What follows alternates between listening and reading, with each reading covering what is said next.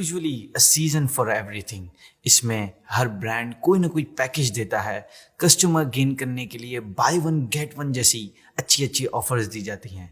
نیکیوں کا بھی ایک سیزن ہوتا ہے جس میں ایسی آفرز ہیں کہ بندہ سنے تو سنتا ہی چلا جائے.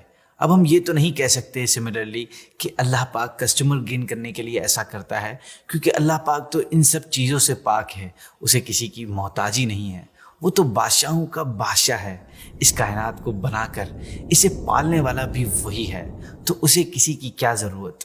مگر وہ رحیم رحمان رب ہمارے فائدے کے لیے ہمیں آفرز دیتا ہے کہ ایک نیکی کرو 70 ٹائمز اس کا ثواب دوں گا، نفل کرو فرض کا ثواب دوں گا.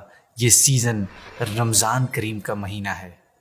نارملی یہاں پر کوئی بھی سیزن آئے تو لوگ ورک شاپس اٹینڈ کرتے ہیں، میٹنگز کرتے ہیں کہ اس سیزن کا پورے سے پورا فائدہ اٹھایا جائے. تو میں نے سوچا کہ آپ کے سامنے بھی کچھ ایسی ایزی ٹپس رکھی جائیں جس سے رمضان کے سیزن کا بھی فائدہ زیادہ سے زیادہ اٹھایا جا سکے.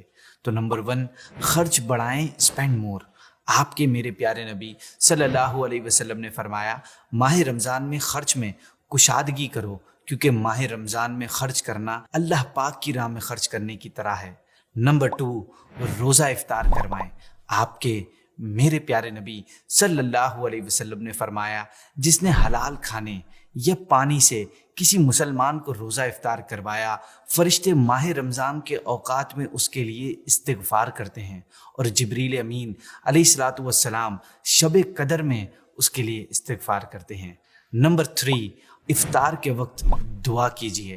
آپ کے میرے پیارے نبی صلی اللہ علیہ وسلم نے فرمایا، بے شک روزے دار کے لیے افطار کے وقت ایک ایسی دعا ہوتی ہے جو رد نہیں کی جاتی. نمبر 4، اللہ پاک کا ذکر کیجیے.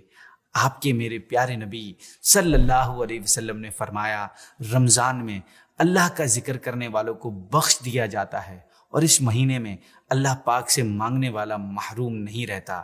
نمبر 5، جنت میں اپنا گھر بنوائیے.